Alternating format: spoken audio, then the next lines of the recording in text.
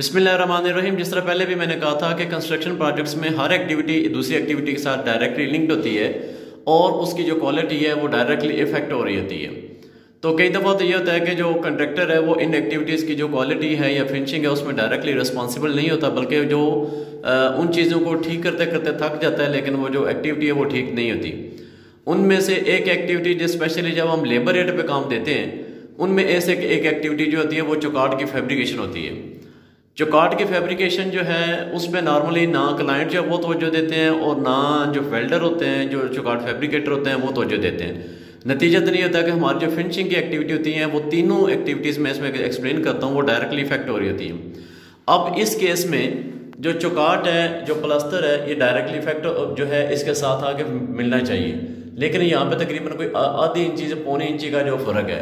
अगर इस प्लास्टर की बात की जाए, ना ये गुनिये में है, ना ये गज में है, ना ये साल में है। वजह क्या बनी है उसकी वजह ये चौकाट बनी हुई है। अब इसकी एक साइड जो है ये साइड ये ऑलमोस्ट तकरीबन इसके साथ फ्लश कर रही है, जबकि इसके टॉप पे और इसकी साइडों से जो प्लास्टर है इसके साथ फ्लश नहीं कर रहा। अब जब यहाँ पे बीडिंग लगेगी तो एक साइड के ऊपर बीडिंग जब वो बैठी होगी और दूसरी साइड के ऊपर जो बीडिंग है वो टिल्ट हो चुकी होगी। और दूसरी जो इसके साथ फिर एक डायरेक्ट एक्टिविटी होती है वो होती है जो डोर्स है उसकी इंस्टॉलेशन है।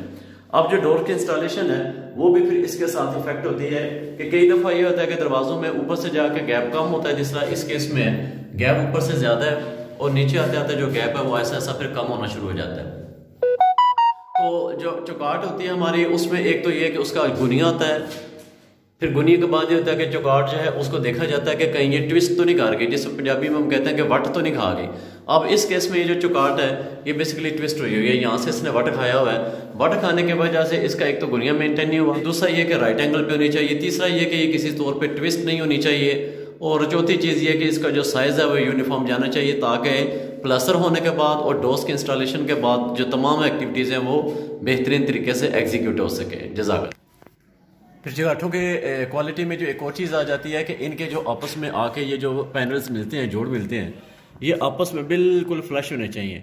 इस केस में ये जो जोड़ है इसका ये प्रॉपर्ली फ्लश नहीं हुआ, ये उंगली से नज़र आ रहा है कि ये तकरीबन कोई आधी इंच तक ऑलमोस्ट ये जो है ये दूसरा जो पैनल है इसके साथ प्रॉपर जो है वो नहीं लेवल पे। और एक इसके अलावा जो एक और चीज़ है कि इसके ये जो टॉप पे जहाँ पे दोनों पैनल्स आके मिलते हैं इनको भी फ्लश होना चाहिए। अक्सर चौकाट में इसमें भी फ़र्क है और इसमें भी फ़र्क है।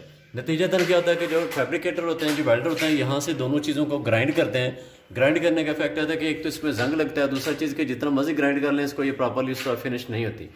इस केस में भी ये यहाँ पे जो है वो प्रॉपर्ली जो इसका पैनल है आके वो जोड़ जो है वो नहीं मिला। ये छोटे छोटे इफेक्ट्स होते हैं, डिफेक्ट्स होते हैं जो चौकाट की फैब्रिकेशन में आते हैं, जो आगे फिर दरवाज़ों को और जो इसके आते हैं प्लास्टर के जो इफेक्ट्स क्वालिटीज़ आती हैं उनको डायरेक्टली जो है वो इफेक्ट कर रहे होते हैं।